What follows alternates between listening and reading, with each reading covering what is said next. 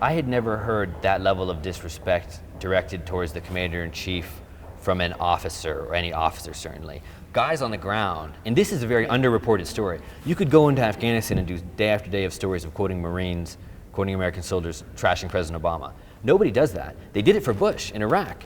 When a soldier criticized President Bush, it was news. Soldiers criticizing Obama, because of the media's love for Obama, is not news.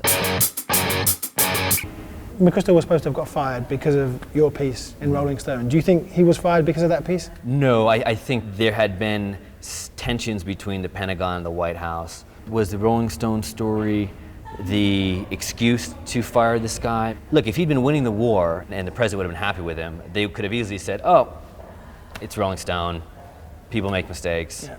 General McChrystal and his staff didn't think they were going to get fired. Even when the story came out, they thought the story was going to be worse, according to them. I had overheard this other comment, which was very, very bad. From McChrystal himself? From one of his guys. I can't even go into what it was because it's so explosive. So to see these senior military officials criticize the president, not only in front of me, but in front of staffs of dozens, I think they questioned the judgment.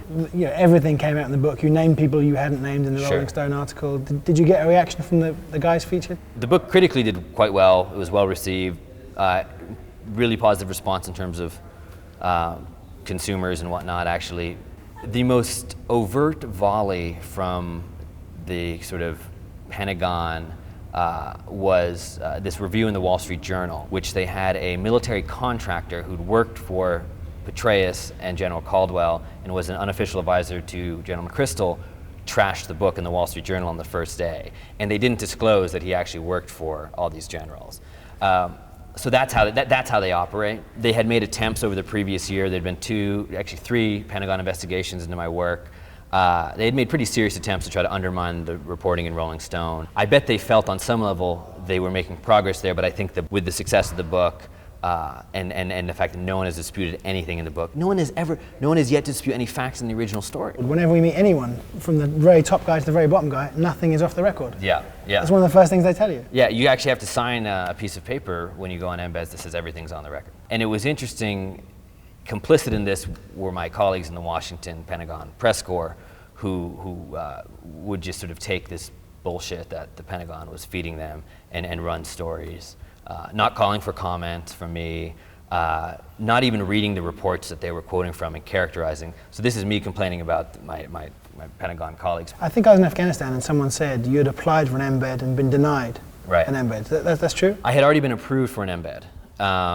And I don't think the military knew, ISAF didn't even know about it. And then I was doing a talk and someone asked me, oh, how's your relationship with the military? I said, actually, I talk to soldiers all the time, and in fact, I'm going on an embed next month.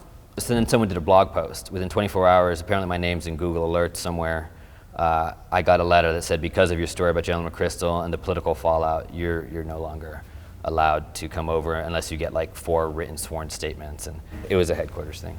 Oh, so even before the fuss it caused, you still thought this would make a Oh, yeah. And I interviewed them for hours and hours when I was on this trip. I knew after day 2 of them that I wanted to write a book about them. And they knew that? Yeah, I make jokes about it all the time. And one of the interesting things was they were sort of holding out access.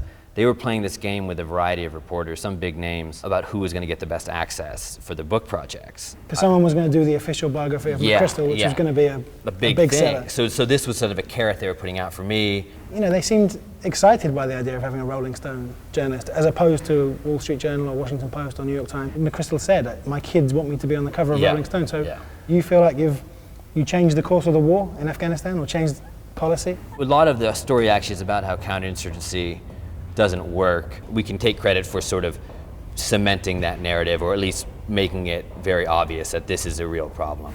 Great. Michael, thank you very much. Later, man.